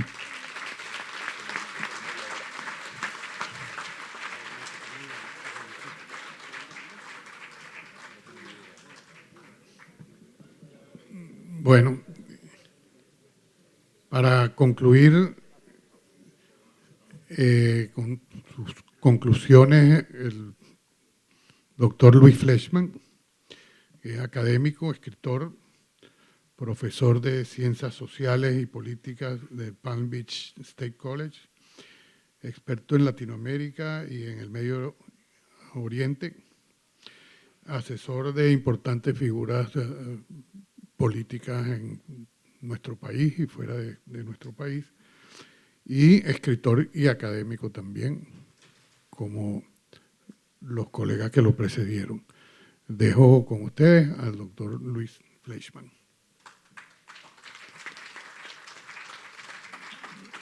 Muchas gracias. Un placer realmente y un honor haber participado en este panel. Agradezco a aquellos que me invitaron a dar las palabras de cierre. Quiero agradecer primero a todos los panelistas, estuvieron excelentes, realmente va a ser difícil seguirlos. Quiero saludar a la familia del presidente Leoni y agradecer a los miembros de nuestro directorio del Inter-American Institute por estar aquí, también al Museo de la Diáspora Cubana. Un especial reconocimiento al doctor Carlos Sánchez Berzaín, que no está aquí, por su gran aporte a la creación y desarrollo del Inter-American Institute, que permitió, entre otras cosas, también el programa de hoy. Yo quería decir que yo realmente me impresioné muchísimo del libro de Tomás Traca y del presidente Leoni en particular. Y mi conclusión es que el presidente Leoni no es solamente una figura destacada en la historia venezolana o en la historia de América Latina, sino es una figura destacada a nivel universal. Y hoy más que nunca, con el deterioro de las democracias en todo el mundo, en Europa del Este, en América Latina obviamente que ya se habló, pero en otros lados, incluyendo incluso acá, la figura de Leoni pasa a ser un modelo universal, un modelo a seguir. Raúl Leoni firma el Plan de Barranquilla en 1931 durante la dictadura de Gómez. Era un documento que indicaba progreso en plena época del auge del fascismo musolinista y del comunismo estalinista. Si bien este documento criticaba la oligarquía y el capitalismo salvaje, este grupo al cual Leoni pertenecía era de origen socialista, aún así se van alejando del dogmatismo marxista.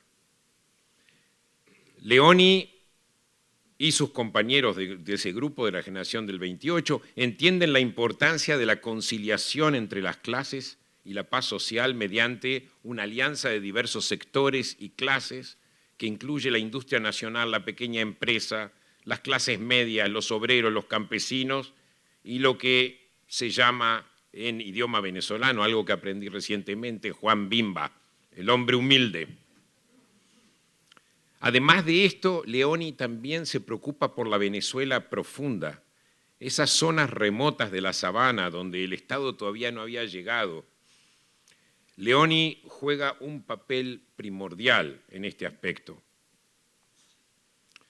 Es parte de su concepto de la ciudadanía, de la importancia de la ciudadanía, de que todos son ciudadanos. Leoni es parte de la Junta Revolucionaria de Gobierno que se crea una vez derrocado Medina. En esos años, Acción Democrática ya es un partido ampliamente mayoritario y líderes como Bentancur y Leoni, pese a que tenían ideas de izquierda, comprendieron que si bien el movimiento sindical debía ser promovido y fortalecido, debía también ser mantenido dentro de límites razonables que no perturbaran el desarrollo económico, donde las empresas juegan un papel y jugaban un papel fundamental. Es interesante porque este movimiento de la Junta Revolucionaria toma el poder justo en octubre de 1945. ¿Qué pasa en octubre de 1945? Es el mismo momento que el peronismo surge en la Argentina. Esta junta, al igual que el peronismo, busca un régimen policlasista, pero contrariamente al peronismo, busca también una integración ciudadana democrática, no una identidad política identificada con Perón. Los grupos sociales representados mantienen su autonomía, no son parte de un orden corporatista subordinado al Estado, que era en realidad sacado del modelo fascista. Este movimiento del que Leoni pertenece es derrocado en 1948, pero retorna una década más tarde, luego de la caída de Marcos Pérez Jiménez, que coincide con la Revolución Cubana. Diciembre del 58, la Revolución Cubana es en enero del 59, pero este movimiento de Leoni y Bentancur se distancia también de la dogmática Revolución Cubana sin dejarse fascinar por sus promesas de un futuro de igualdad. Es más, como se dijo antes, este régimen de democracia combate a la guerrilla de izquierda, inspirada por la Revolución Cubana. En los primeros años del gobierno de Leoni aún hay combate contra los movimientos de izquierda revolucionaria y el Partido Comunista en las zonas rurales y todavía hay células urbanas en actividad asistidas directamente por Cuba.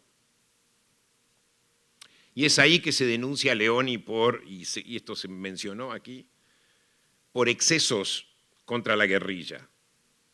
Pero voy a decir algo también. En mi nativo Uruguay también hubo excesos en la lucha contra la guerrilla, pero hubo una lucha contra la guerrilla, pero a la vez esa lucha contra la guerrilla sirvió de excusa a los militares para tomar el poder y ejercer una dictadura. Leoni no lo hizo. Leoni se restringió a reprimir la guerrilla, a sacarla del juego y después la democracia retornaba a donde tenía que retornar. Esto no pasó en mi país, Uruguay, que está número 1 en tu lista.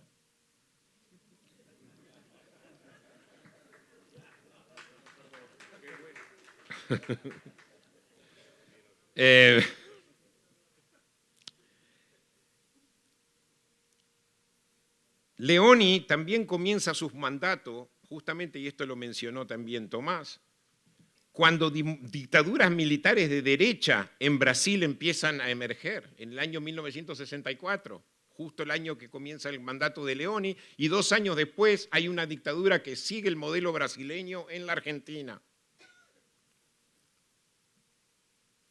Leoni también se opone a este tipo de régimen. Leoni consolida el gobierno democrático de Betancur y como dice el libro del cual hemos hablado, es no a Cuba y no a Brasil. Sin embargo, la izquierda extrema construyó una imagen de Leoni como un típico dictador genocida de la Guerra Fría. Bajo el chavismo se deconstruyó a Leoni aferrándose a algunos escándalos de su gobierno, y esto nos recuerda que también hoy intelectuales y políticos que son demócratas en realidad, en países como la Argentina se los llama fascistas o golpistas solo por el hecho que critican al kirchnerismo. En el caso de Leoni se olvidan de que no solo fue un aliado de las democracias occidentales, también confrontó a los Estados Unidos luego de su controvertida intervención en la República Dominicana. Asdrúbal mencionó esto también. Y como dije al principio, el ejemplo de Leoni hoy serviría incluso como modelo para muchas sociedades occidentales que se ahogan en la polarización y en la acrimonia, incluyendo esta misma sociedad. Leoni marginalizó los extremismos políticos e ideológicos y ayudó a crear un consenso nacional que se inicia con el Pacto de Punto Fijo y se continúa en posteriores acuerdos con otros partidos. La Constitución del 61, que se mantuvo por casi 40 años, ofreció el marco jurídico que garantizó la democracia. Leoni colabora con Rafael Caldera, cuyas ideas no compartía necesariamente, en momentos en los que la naciente democracia se enfrentaba a toda clase de tormentas, como sugiere el título del libro. Sin embargo, y aquí finalizo con una crítica, el reformismo y conciliación de Acción Democrática me recuerdan al vallismo, nuevamente en mi nativo Uruguay.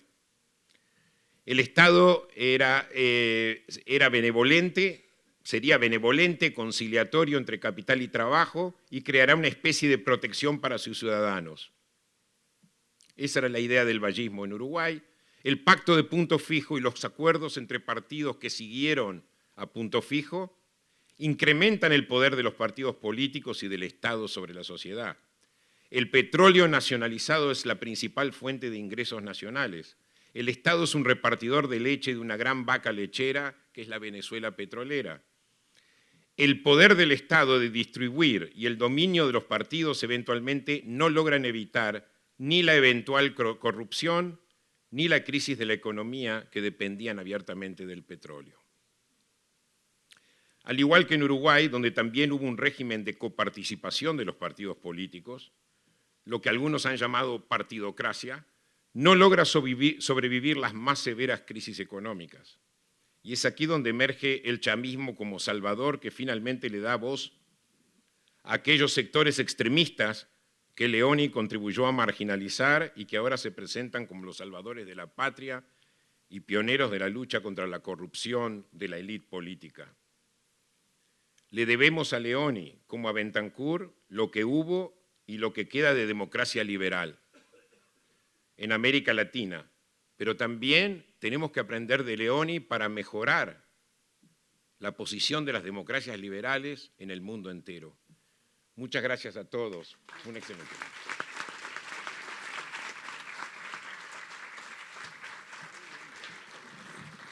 Bueno, yo para finalizar agradezco muchísimo la presencia de ustedes. Espero que yo de verdad que me siento muy satisfecho con las intervenciones de este panel. Creo que han sido extraordinarias, muy explicativas y muy certeras sobre quién fue Raúl Leoni. Tenemos algunos libros a la venta, desgraciadamente no suficientes, porque traer, parece mentira, pero traer un libro de Venezuela es casi imposible porque no hay forma de transportarlo. Y muy gentilmente el doctor Estraca y un amigo mío que está por allá sentado, Humberto Blanco, que estuvieron la amabilidad de en maletas traernos los pocos libros que tenemos aquí. Sin embargo, en el futuro próximo, igualmente hay varias personas que nos están haciendo el favor de traer más libros, y aquellos que no tengan oportunidad de adquirirlo hoy, con muchísimo gusto se los haremos llegar en el futuro, anotándose en una listica ya, nos dejan su teléfono, su correo electrónico, y con muchísimo gusto les avisamos con suficiente antelación. Además, yo calculo que en unos 15 o 20 días ya debe estar el libro disponible en Amazon en forma electrónica, y yo también, al que se anote en esa lista, se lo haré saber. Igual se lo transmitiré por la vía por donde le hicimos la invitación a este evento. Si alguien quiere y tiene alguna pregunta que quiera hacerle a este panel tan destacado, está a la orden. Pueden decirme, aquí está el micrófono abierto para ustedes. En caso que no sea así, pues de nuevo les agradezco su presencia y los invito a pasar a la parte de atrás para